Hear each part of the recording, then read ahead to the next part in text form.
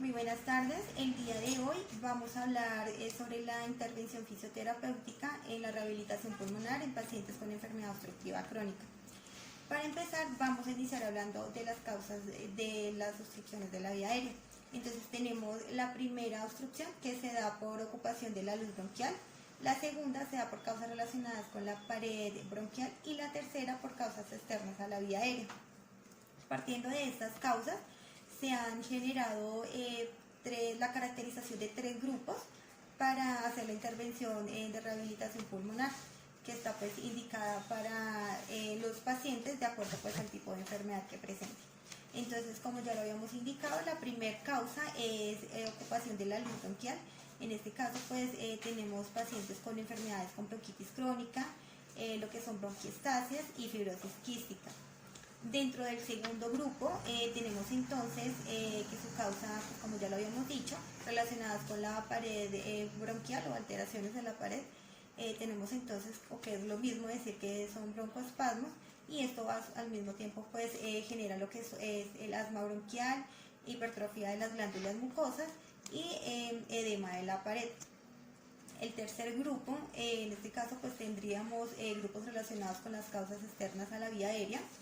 En este caso, pues, a partir de esta alteración se produce lo que es una alteración también en la elasticidad pulmonar, ocasionando que se genere pues una hiperinsuflación pulmonar, y a raíz de esto, pues, tenemos lo que es el efisema pulmonar. Dentro de los objetivos de la intervención tenemos entonces, primero, que es reducir la obstrucción del flujo aéreo. El segundo sería mejorar la función muscular respiratoria. El tercero sería prevenir y tratar pues, implicaciones derivadas de esta misma enfermedad o de cualquiera de estas enfermedades. Y el cuarto sería proveer un adecuado acondicionamiento físico. Bueno, lo otro sería, y es muy importante tener en cuenta que antes de la intervención fisioterapeútica, la rehabilitación pulmonar, primero pues se debe contar con un diagnóstico médico, un diagnóstico fisioterapéutico, se deben tener resultados de pruebas. En este caso pues se deben tener lo que es radiografía de tórax, electrocardiograma y pues la situación hemodinámica del paciente, que también es muy importante. Se debe también tener lo que es el resultado de gases arteriales y lo que es pulsoximetría. Al mismo tiempo pues se debe tener una evaluación de disnea y una pues, condición física también del paciente. Bueno, además de estas condiciones, se debe también tener muy en cuenta estas otras condiciones, que es lo que es, digamos, o que proviene ya directamente del paciente, y es primero confirmar que el paciente haya suspendido en su totalidad el cigarrillo. La motivación del paciente también es muy importante para poder emprender el programa. No deben también de existir patologías que impidan de pronto pues el desarrollo o la continuidad del programa. En este caso, por ejemplo, puede ser una psorinfección. Y lo otro que pues también es muy importante, y es garantizar también la financiación pues, para el programa de rehabilitación, y pues asimismo evitar que de pronto a mitad del tratamiento del programa se realice pues una suspensión abrupta. Tenemos entonces dentro de las modalidades fisioterapéuticas utilizadas pues para mejorar la función muscular respiratoria, 2 estrategias que son muy importantes para tener en cuenta, y la primera que es la reeducación respiratoria y la segunda que es el fortalecimiento de la musculatura respiratoria. Esto porque es importante, porque pues ayuda a optimizar lo que es la movilidad y flexibilidad de la caja torácica. Vamos primero a hablar lo que son lo que es la técnica del fortalecimiento de la musculatura respiratoria. Más adelante pues haremos lo que es la técnica de la reeducación respiratoria. Entonces, para las técnicas del fortalecimiento de la musculatura respiratoria es muy importante tener una valoración previa. Y en este caso pues se puede utilizar algunos parámetros establecidos. En este caso tenemos el parámetro de la presión inspiratoria máxima y presión expiratoria máxima. En este caso pues lo que se hace es al paciente hacer una conexión con una pieza bucal y pues conectada a un manómetro en el momento pues, de realizar ya la técnica y poder hacer la valoración. En el caso, vamos a hablar entonces del acondicionamiento de miembro superior. En este caso, pues es muy importante y tener en cuenta o resaltar que en pacientes con EPOC hay una gran limitación de actividades y restricciones, así sean pues las actividades más sencillas que se puedan realizar, como por ejemplo bañarse, el peinarse, el cargar de pronto algún objeto o entre otras actividades que pues relativamente suenan muy sencillas. ¿Por qué? Porque pues hay un gran incremento en la demanda de oxígeno que pues se consume al momento de realizar estas actividades. Entonces, principalmente se debe de pues realizar ejercicios que sobre todo pues vayan orientados a mejorar la fuerza, más no mucho a orientar y a mejorar lo que es la resistencia y no tanto la fuerza. Pero es muy importante tener en cuenta que si de pronto hay alguna debilidad muscular, al momento que se va realizando estos ejercicios se puede ir como incrementando lo que es la carga para de pronto ayudar a ese fortalecimiento muscular. En el caso de la ejecución de la técnica se pueden, por ejemplo, realizar actividades repetitivas. En este caso se puede utilizar lo que es la bicicleta ergométrica en miembro superior y pues cualquier otros ejercicios libres para esto. Inclusive pues pueden ser de pronto con algún tipo de pesas o bandas, pero que sean de muy menor peso. Entonces a continuación vamos a mostrar algunas de las técnicas para rehabilitación pulmonar.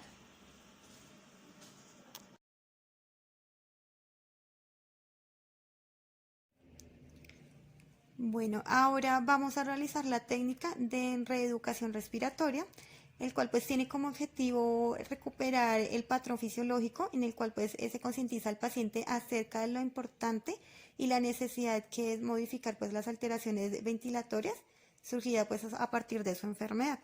Entonces, como podemos observar, en el momento de la inspiración se hace por la nariz y hay un aumento abdominal, y en el momento ya de expulsar el aire en la expiración hay una reducción abdominal y al mismo tiempo pues hay una fruncción de los labios. Bueno, otra técnica que se puede realizar para la reeducación respiratoria se puede hacer desde la posición sedente, en el cual la posición inicial pues parte en posición neutra. En el momento que se realiza la inspiración, el cuello pues hace una extensión, se inspira y en el momento ya de la expiración el cuello pues realiza una flexión para poder pues exhalar.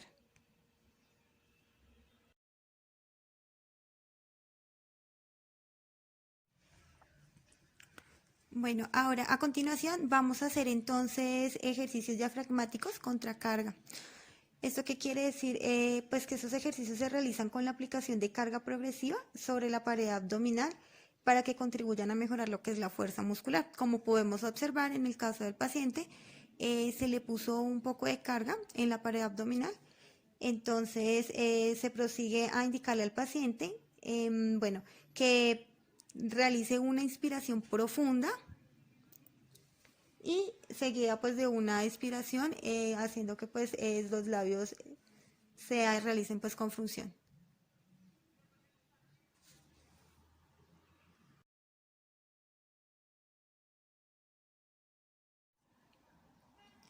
Bueno, ahora vamos a realizar ejercicios para la musculatura accesoria de la expiración.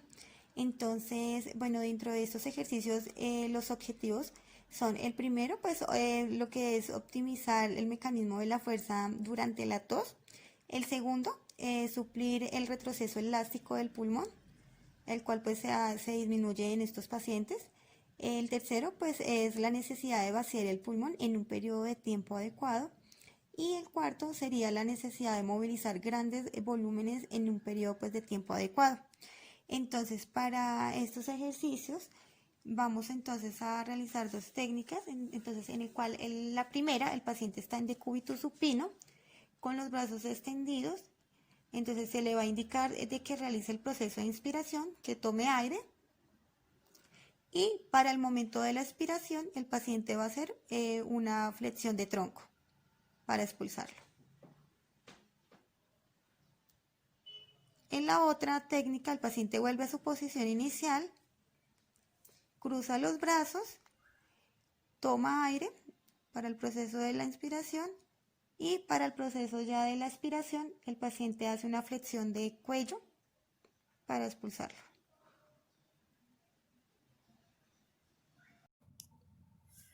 Vamos a hablar ahora del acondicionamiento de miembros inferiores, donde podemos utilizar el uso de la bicicleta o de bandas sin tin.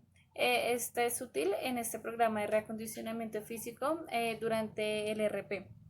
Es dependiente de la respuesta de una frecuencia cardíaca, donde su porcentaje máximo es de un 70%. Lo que hace que esto se vuelva una actividad sencilla de hacer, que pueda ser controlada. Puede ser controlada por el fisioterapeuta, hasta en algunos casos el mismo paciente puede llegar a controlar esto.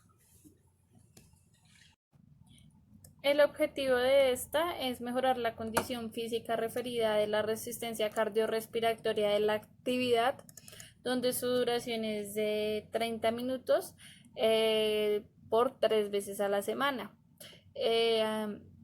para así lograr los resultados que deseamos y que sea de manera óptima.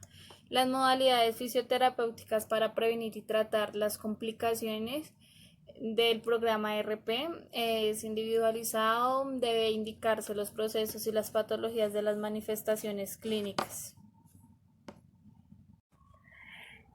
Bueno, para dar un ejemplo de ello, es en pacientes que presentan disnea grave y reposo, y es dependientes de otro para su actividad diaria. La intervención del fisioterapeuta puede causar efectos adversos por el incremento de la dificultad respiratoria secundaria en una terapia física. Sus complicaciones derivadas pueden aparecer debido a su causa de base, siendo la más frecuente. Una de ellas es la sobreinfección y la segunda pueden ser complicaciones cardiovasculares. En la sobreinfección puede generar consecuencias en el contagio directo y su alteración de las barreras y defensas del organismo de la acumulación. Como los equipos de humidificación, la aerosolterapia u instrumentos. Esto va ayudando esta sobreinfección en los pacientes con EPOC. Su intervención fisioterapéutica en la RP en el paciente con asma bronquial. Sabemos que esta enfermedad es de tipo crónica. Participan distintas sustancias como la beta-adrenérgicos y la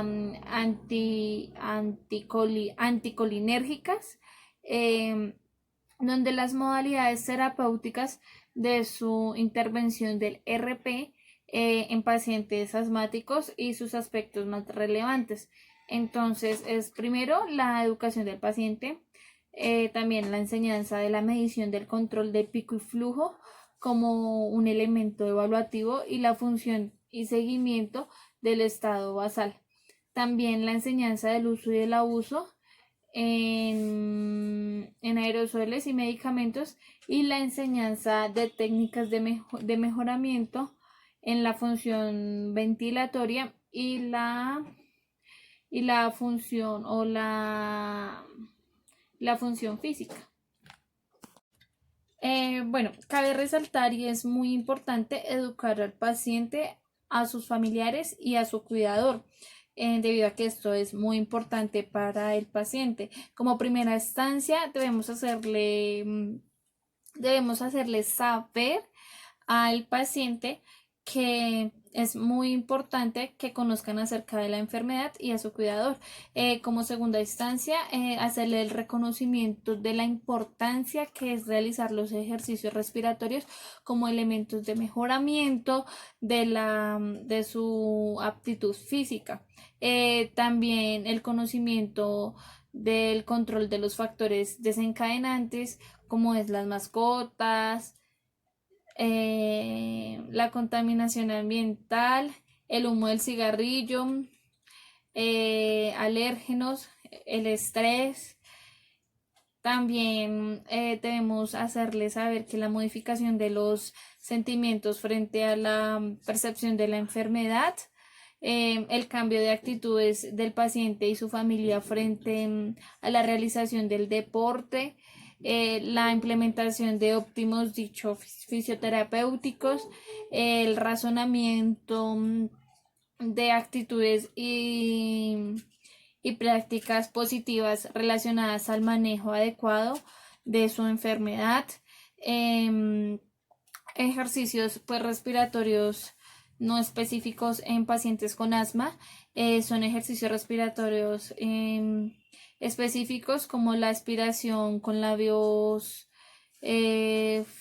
fruncidos, están los ejercicios diafragmáticos, están los ejercicios de la fase 2 de la fase 2 diafragmáticos y ejercicios de los músculos accesorios y de la expiración. También la ventilación dirigida y las técnicas de buteico.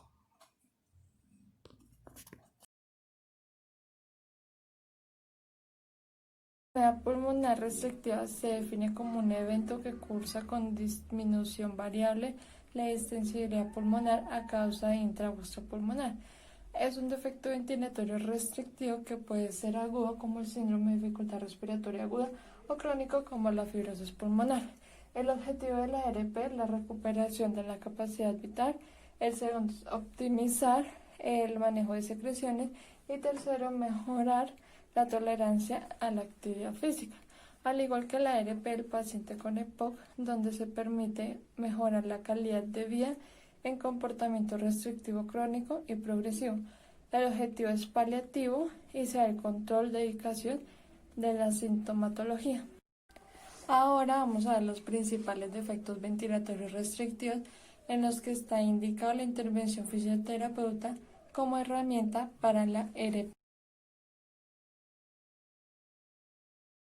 Una de las preguntas más comunes es ¿por qué la intervención fisioterapéutica debe privilegiar el trabajo diafragmático en la enfermedad intersticial y cuáles maniobras pueden promover el diafragma? A medida de que se obtengan y se mantengan la revocación de fortalecimiento del diafragma, la resistencia y la fuerza de su contracción para incrementar la expulsión del músculo dentro de la cavidad abdominal. Esto quiere decir que aumenta el cambio de volúmenes intratorácicos que se traduce como el incremento de la capacidad. Puntos más comunes es se deben conseguir maniobras que trabajen en la optimización del trabajo diafragmático y la consecuencia del objetivo para generar aumento de la capacidad vital. Bueno, pues en la ARP, en las enfermedades de la pleura, como suelen ser agudas, como emotoras, neumotoras o derrame pleural, el manejo inadecuado y sus consecuencias o presentaciones recurrentes pueden conducir a un evento crónico en el que la fibrosis o en el que el engrosamiento de la pleura es movilizar el pulmón impidiendo su expansión y disminuyendo la capacidad vital. Ahora vamos a conocer el cuadro de las maniobras fisioterapéuticas. La ART también tiene limitaciones mecánicas de la excursión diafragmática, el cual podemos ver que la obesidad mórbida, que es el síndrome de Pickwick. La obesidad no mórbida puede generar un problema similar, pero en magnitud menor. La obesidad puede cuantificarse y calificarse mediante el índice de masa corporal, el cual se expresa el peso en kilogramos y la talla en metros. Entonces podemos ver que la fórmula es índice de masa corporal igual peso en kilogramos se divide en talla al cuadrado.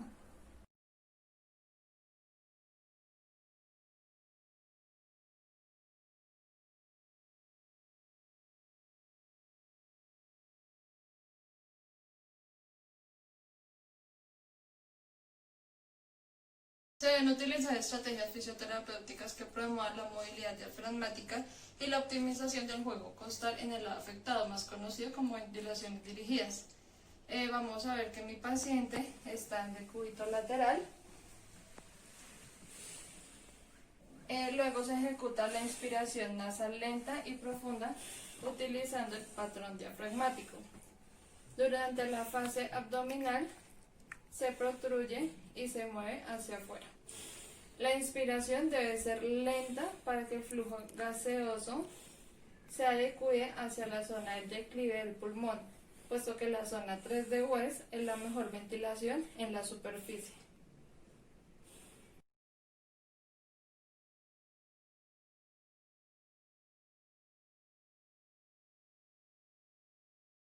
Recuperación del juego costal en el lado afectado. Entonces el paciente va a estar de cúbito lateral, se coloca una almohada para favorecer cierta convexidad del lado comprometido. Se realiza una inspiración nasal lenta y profunda utilizando el patrón diafragmático, realizando un movimiento de circunducción hacia atrás del miembro superior, situado hasta finalizar la inspiración. Se realiza una inspiración mientras regresa el brazo a su posición de inicio. Cuando la fase está finalizada, se contraen los músculos abdominales para promover una expiración profunda. Cuando el brazo entra en contacto con el tórax, se flexiona y se imprime el movimiento de compresión para disminuir el diámetro transverso inferior.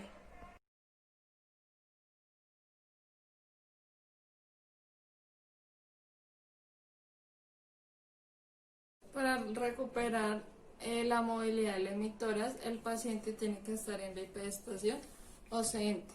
Se parte de una posición en reposo. Durante la inspiración, el miembro inferior del lado afectado se lleva lateralmente al tronco y erección del lado sano.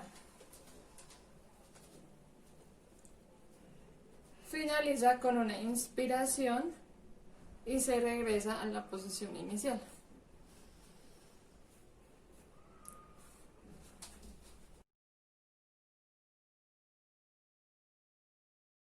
Bueno, también encontramos la deformidad de la caja torácica, que puede perder la capacidad vital debido a la distensibilidad pulmonar, y esta presenta una disminución en la magnitud del trastorno deformante.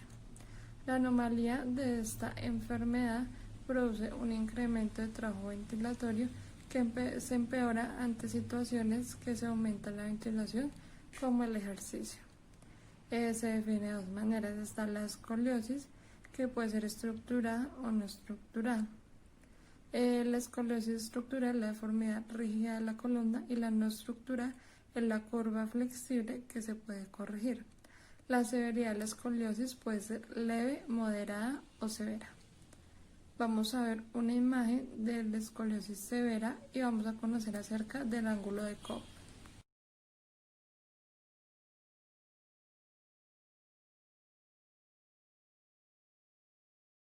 Vamos a hablar sobre los efectos de la función ventilatoria.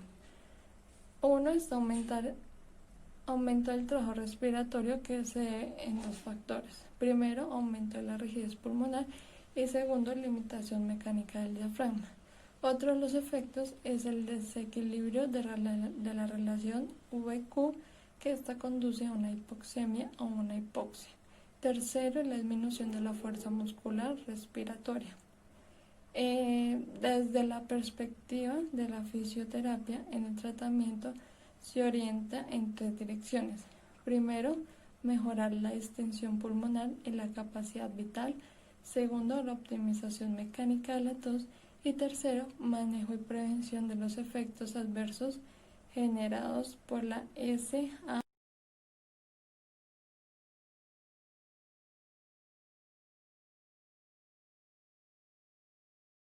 Bueno, en los pacientes con enfermedad neuromuscular, en general los problemas respiratorios del paciente se relacionan con dos aspectos discapacitantes.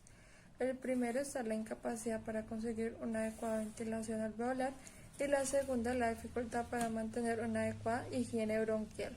Analizar en la intervención fisioterapéutica sobre estos aspectos está limitada por la fatiga muscular o paciente con enfermedad neuromuscular, ya que los cambios metabólicos no pueden ser compensados por la hiperventilación, puesto que ésta se encuentra limitada y si presenta hipoxemia o hipoxemia, la fatiga se maximizará.